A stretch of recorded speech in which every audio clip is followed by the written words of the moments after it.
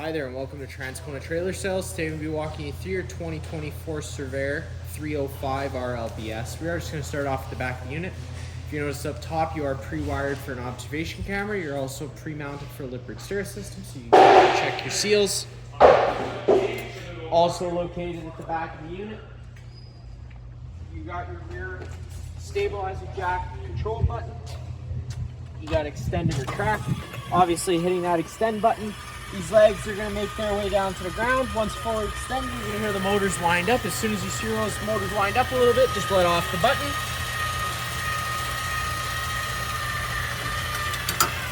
So there you go, you heard those motors wind up for a second there. That's going to let you know they're fully extended.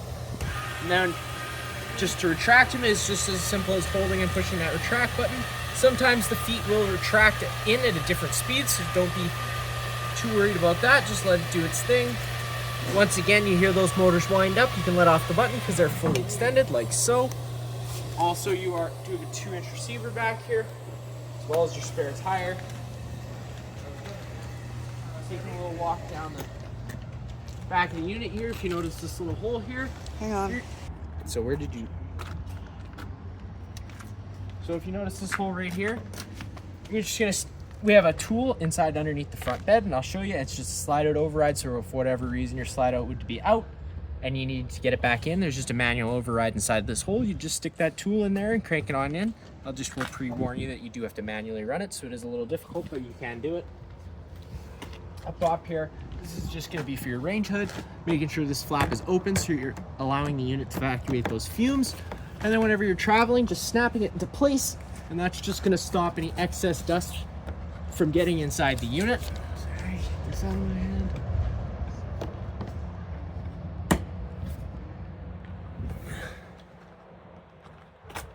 You're gonna notice this here is just your furnace exhaust. Whenever your furnace is running, it's gonna be blowing out hot air. And then we're just gonna come to our main twist lock 50 amp connector. Taking note of that little strip there, it lines up with this strip here. You're just pushing that into place, 8's turn to lock it in, and then you got that threaded collar to really lock it down.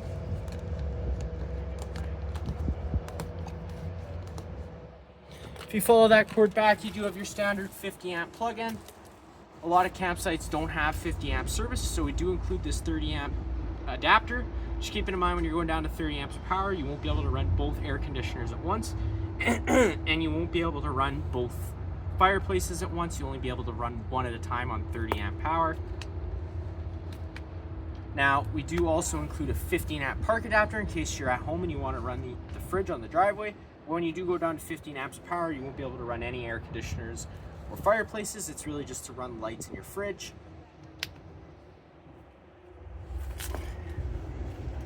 Whenever you do have this plugged in, you got a green and a red light. Green light's telling you have a successful power source. A red light would have been telling you that you have a bad power source, so that would be the first place I would check.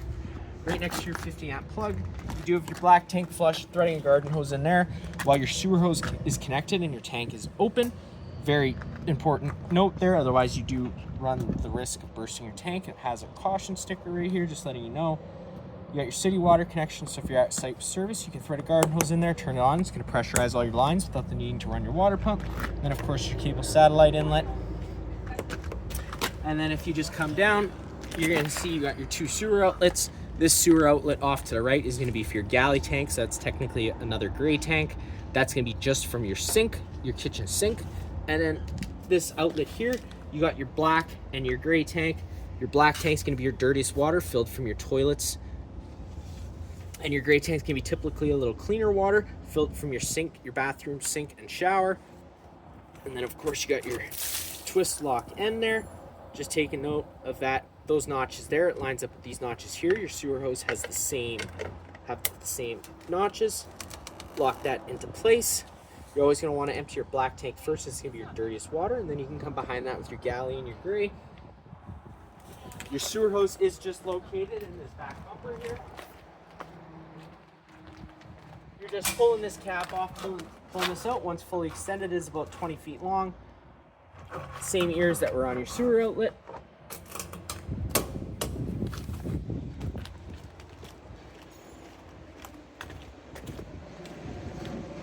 Right here, you're gonna notice these 2 lines coming out of the floor. This is just your low point drains. Opening those guys up just drains any water that was inside the lines. That way it doesn't go stale or stagnant. Inside this compartment here is just a storage space, as well as where you're gonna find your starter pack. And then you just got your fresh water drain right up front here. Opening up that nozzle, drains your fresh tank. And then right up front here, you do have your hot water little service port. You got an inline fuse right here, so if it's ever not working, be a first place I would check. And then you do have a main power switch, so just making sure that's on when you get to the campsite. And then of course you have your fresh water fill, and that's how you fill your fresh tank. Around the front of the unit, you got your battery disconnect with the battery disconnect switch on like it is now. The batteries are connected to the unit. If you were to turn that switch off, it becomes disconnected from the unit. Inside this black box, it's just your battery. And then of course underneath this cover is 2 propane tanks. Normally you can do everything you need to do just by twisting these knobs and moving them out of place. And it'll allow you to open up that top flap. For the purpose of the video, I will just slide this right off. You got 2 20-pound propane tanks that work just like a barbecue. Opening them up all the way opens up the flow of propane to the unit. You got your selector valve on your regulator right here with this arrow pointed this way. You're obviously drawing off this tank.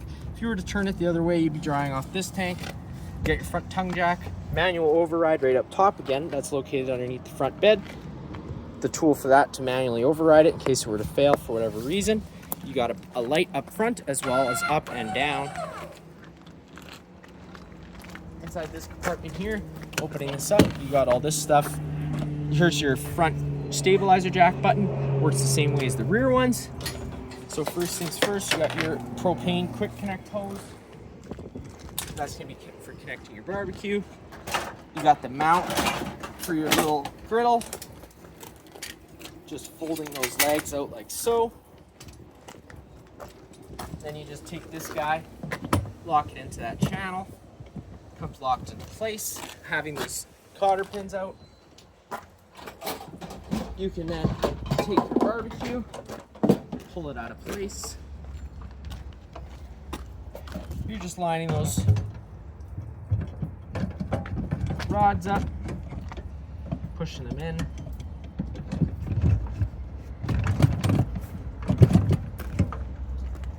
Take that cotter pin, it locks into place. Now you can take your quick connect hose, connect it to the back of the unit. It is just like an air hose. You're pulling back on that collar and just pushing it into place while assisting this back regulator. And then you can take this hose, run it over to your quick connect nozzle, which is right here. Notice with the valve turned the way it is, it has the flow of propane open, so it wouldn't allow you to operate that collar, just as an added safety measure. With the line closed, it allows you to open that up, lock it down into place, open up the flow of propane. That flow of propane now flows to the barbecue, and the barbecue will be ready to light. When you're packing it away, just always making sure that you disconnect it and put that dust cap back on. That way you don't let any debris or anything get into the lines. And the same thing goes for this line up top. Just unconnecting it, throwing those dust caps into place, and it'll allow you to stow that back away. Now you do also have the griddle piece that goes on top of that barbecue.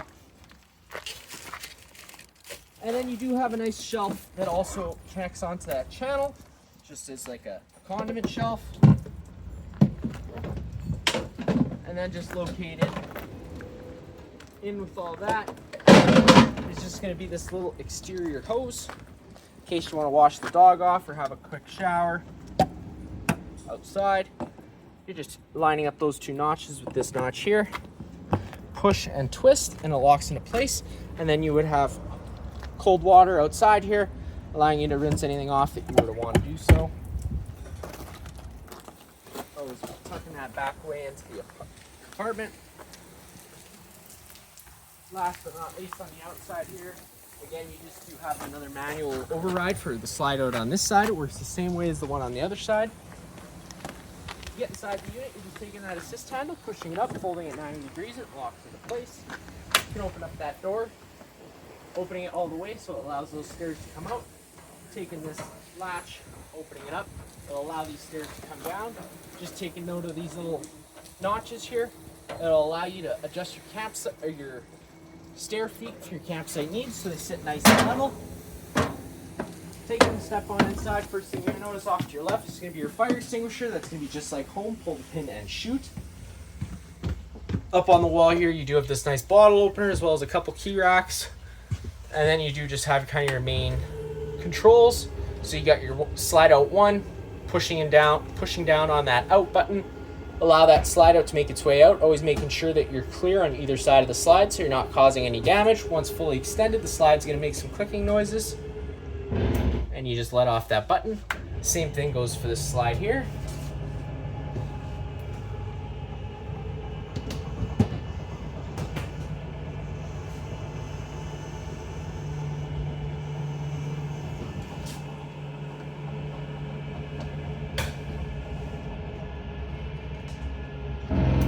And there you go. And then the last slide is going to be that bedroom slide, which is just located right here. Pushing and holding that button down, allow that slide out to start making its way out. This one is just going to cut out. It's not going to have the clicking, so just be mindful of that.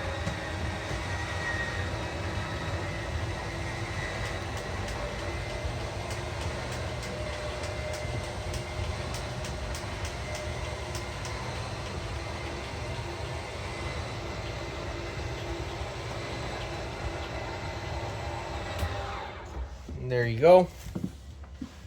Back to the front here. Also located on here is just your two awnings. Awning 1 and awning 2. They both work the same way. I'm just going to show you the one for now. Pushing and holding that awning extend button, that awning's going to start making its way out. Once fully extended, you're going to see the back of the metal tube and the little flap hang down. Keep it in mind whenever you're putting that awning out, just keep an eye on the winds. As once it gets to about 5 to 10 km/h winds, you're just going to want to bring it inside. That way you don't run the risk of ripping your fabric or bending your arms. There you go, you got that little flap hanging down, and now you see the back of the metal tube. Now we're going to start raining. You can take any arm, front or rear, and just pull down on it. It's going to change the pitch of the awning head, allowing water to then run off. Now if you like that angle better, because it allows for more shade underneath, you can do the same thing with the rear arm. Just always making sure you do push both arms back to straight whenever you retract it in. That way you don't run the risk of bending anything.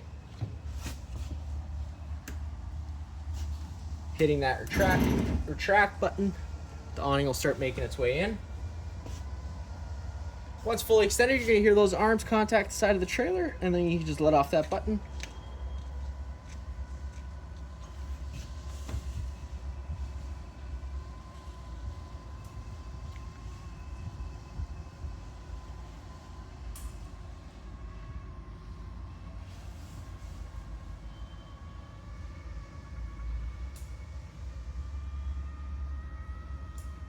And there you have it. That's inside. Then next to that, you just do have all your light controls. Now all these lights are also on their own individual push buttons, so you can control them individually if you'd like to do so. Right up top, they have what's called your solar controller. It is really just a monitor panel system. It'll allow you to change between your different settings, which is temperature, volts, and amps. Down below, you got your Furrion thermostat. This unit is equipped with 2 air conditioners. This one is going to control your rear air conditioner as well as your furnace. The front thermostat is going to work the same way as this one. It's just going to control that front air conditioner though. So pushing and holding that button turns it on. It's going to go to your last safe setting. So if you're on air conditioning, that's what it's going to go to right away. Up or down at any time changes the desired temperature you want inside the unit. You can change the fan speed just by pushing the buttons. Whenever you go to automatic, which is the 8, it is going to be an on-demand system. So once the thermostat reaches the desired temperature, it's going to kick that air conditioner out and turn it off. But if you do have it on low or high, it's just going to run that full time. At any point in time, hitting the power button will change you between your different modes, whether that be that furnace, fan, which is just moving air around with the air conditioner, or dry, which is going to try and take as much humidity out of the air as possible, or cool, and then again, just holding that power button will turn that off. Right down below, you're gonna notice is your main fuse and breaker panel. Whenever a breaker trips, it's gonna sit in the middle, so you do just have to turn it off and then back on again to reset it. And whenever you have a fuse pop, there'll be a little red indicator light telling you which one's popped. Whenever you are running this air conditioner, this one up front here, you have a couple options. You can run it with these louvers open, in which case it's going to dump all its air into this main living space, or you can close these louvers and it'll move all its air to the ceiling ducting you have throughout the unit. That front air conditioner is only going to be able to run wide open. It is not ducted into the ceiling at all. Inside this area here is just kind of like a little bar space, lots of storage. Then of course right down below you do have your central vac system, which also includes this dustpan device. Whenever you open that up, it's going to suck whatever's in front of it out. Just keep it in mind, whatever you do suck in there is going into a vacuum bag, so you're not going to want to suck up anything too big. Really, it is just for dust, dirt, or gravel. You're not going to be wanting to suck any sticks or sharp objects in there, as you do run the risk of ripping your bag. To change that bag, you're just pulling it like so, and it'll allow you to open that up and get to that bag. And just like so, you got your power button. Turn that on. Turns that so you can use your vacuum. You got your Furrion fridge, which is 12 volt or 120. But if you are wanting to use it on 12 volt, you just have to make sure you have it in this off-grid section. Otherwise, it won't run whenever you're traveling. And you do have a charcoal filter in here as well. That's just to help with odor. We do sell more of those here at the store. You got your microwave, which is just like home. Not much I'm going to show you there. You got your range hood, which I explained about the flap on the outside. In the back here, you got a little knife holder, as well as a nice cup. Opening this up, being careful because it is glass. Turn that over to light. Hit that sparker, and it fires right on up. Just be mindful, because as you've seen there, sometimes it can take a minute just to purge all the air out of the propane lines, especially when it comes to time to lighting that pilot light on the stove. It takes a few minutes, so if it doesn't fire right away, don't panic. But I'll show you, you just turn that knob over to the pilot, push and hold it in with the light on, hit that sparker, and of course, because I had the propane system running just earlier, it fires right on up. Turn it up to your desired temperature, and it goes. Storage space all around, as well as this nice covered space. Then you get to your entertainment center. TV, you got your sound bar, which works just like home, minus the fact of having zone 1 and zone 2. Zone 1 is going to be this main speaker here, and zone 2 will be your exterior speakers on the outside. All the blinds in the unit do work the same way. They just kind of sit where you leave them. And then if you want them to retract, just one quick pull and it allows that to come out. You're going to notice this is a fire exit. The way you operate that is you're just taking that tab, pull it, the screen's going to pop right on out. You can take this red handle, push it out, and hop out of the unit. This bed here this couch here does turn into a bed. You're just having to remove those cushions and throw them off to the side for a second. Grabbing the very bottom of the couch here, there's even a sticker. And you just take it and fold it out. And you have your bed. To get it back in, it's just as easy and simple as, again, grabbing that, folds it back into place. And then you can take your back cushions and throw them back in position. Recliners, as well as a nice seating area. Another thing I'll mention about the seating area is if you take this back cushion out of the way, it will allow you to move this bench right out of place if you weren't using it as a eating area. And you can use it as like a little table space for in front of any of your couches, and there's a bunch of storage underneath as well. Again, just taking that, sliding it down, nice and easy. Slide this back into place. You're going to want to use it for a seating area. Put your cushion back in. You got your kitchen sink with hot and cold water.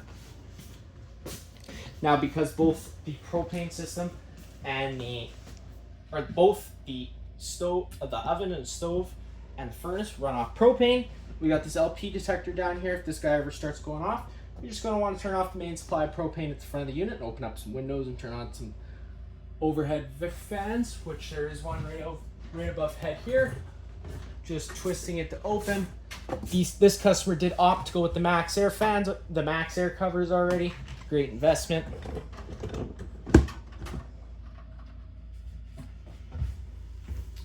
Working our way into the bathroom. Keeping note, you're gonna see, and especially the bathroom and the bedroom area, you got all these travel latches. Whenever you are traveling, it's very important to have these latched. Otherwise, these doors are gonna spin around, slide back and forth freely. So just be mindful of that. Getting inside the bathroom, you got your shower with hot and cold water. Light switch on the left, and the other light switch does the fan. Just having to open that up first before it'll start moving any air. And then here, you're gonna have your heating holding tank systems, which allows for some extended camping season. Just being mindful that when, you know, it comes to extended camping season, really you're not gonna wanna go too far into the minuses, maybe -5, and that's about it.